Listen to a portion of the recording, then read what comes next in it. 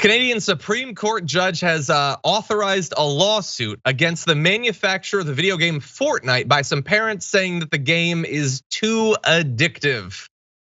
Whew, that's getting into dangerous territory. They determined that it wasn't a frivolous or manifestly ill-founded lawsuit. So let's talk about the claims being made here. So in July, 3 parents told the justice that their children appear to be severely dependent on Fortnite and had stopped eating, sleeping, and showering as a result. An attorney from the firm that brought the suit equated the game maker, Epic Games, to a tobacco manufacturer in an interview and said the legal responsibility was basically the same, okay? He said the harmful effect of tobacco was not recognized or admitted overnight, it took time.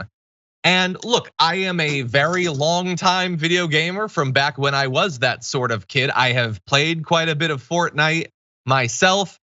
Still, getting involved to what? Change the game to, I don't know. Like there are already tools allowing parents to control, to monitor and control how much time their kids spend on computers or devices and what they do when they're on them.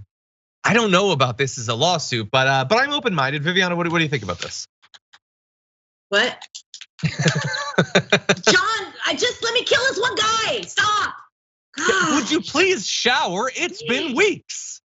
Anyway, bro, I love that you have that handy right next to you. First of all, don't judge me. It's from like 1999. Don't judge me. Yeah. I'm not a gamer, but my nephews are, and they love this game. It sounds like bad parenting. I don't know. Guess what? I have Google. This is not a plug for Google Wi-Fi, but with one touch, boom, that stuff goes off.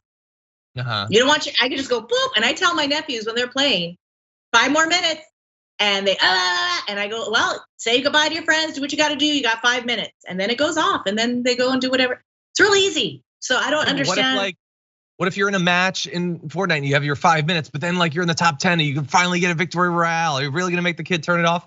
It's not real life. But it could be your real life if you played enough. So I will say that I played tons of video games, including shooters when I was a kid.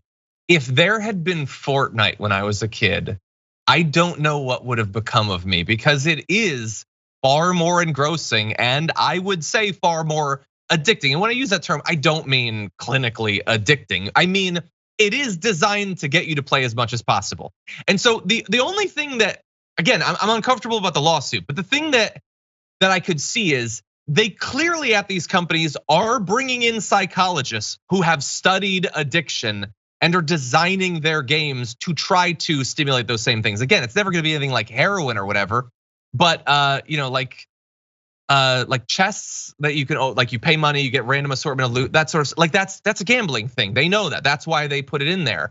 There's a lot of stuff that psychologically is intended to trigger those same sorts of things. And so, I mean, at some point, maybe that could be a conversation that we have. It is on the parents, but it's difficult being a parent, I think. And these things are super addictive. And when everybody plays them, I imagine that is probably pretty difficult for the parents. Yeah, I think it is addictive. And I do think it's targeted to make people, because I know grown people that are addicted to this as well, gaming and Fortnite in particular. But it's just like our phones are addictive. And are those parents on their phones and on Instagram or whatever platform they're using? Exactly. Probably. So it's something that we're all going to be dealing with as we move forward in society when we're really device focused, and this includes gaming. So we should be educating people, and perhaps these companies should want to be a part of that. But the way this country works in regards to capitalism and consumerism, why would we challenge them? I think this lawsuit is happening in Canada. Is that right? Yes. Yeah, it's Canada. So I mean, that's a whole nother world. I mean, they might be fined and have to pay 2 barrels of maple syrup or something. I'm not sure, but that's their currency. As it should be. It's delicious. I just think like, well, first of all, I know periods from my own past. Like there was a period where everyone I knew played EverQuest. This was before World of Warcraft, but it was World of Warcraft before that. And I knew people who fell asleep on their keyboard. I know my dad played tons of this game. It was very addictive.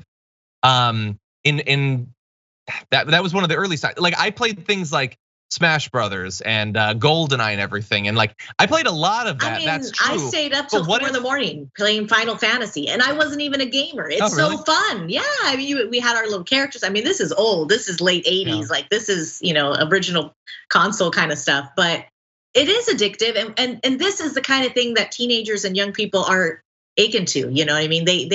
You could play a board game or card games or Pokemon or whatever and or Pogs or whatever was the big thing at the time. It's natural for them to want to. And like you said, these companies know that and they're going to play into that. Yeah. So whose responsibility is it at the end of the day to make it less addictive, or is it the parents, or is it a combo? It's got to be a combo. I know.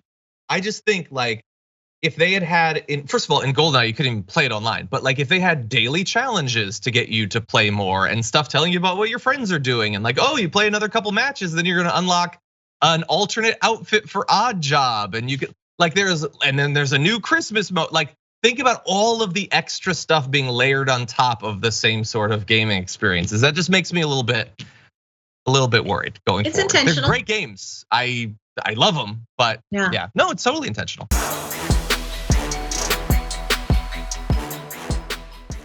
Check out the Damage Report podcast each day, wherever you get your podcasts, whether Pocket Casts or Stitcher or iTunes. You can join me as I give you the news and stories you want, with a range of co-hosts and interview guests jumping in on the fun each day. Again, that's the Damage Report, wherever you get your podcasts. And if you get them at iTunes, don't forget to rate and review. Sometimes I'll read them live on the show.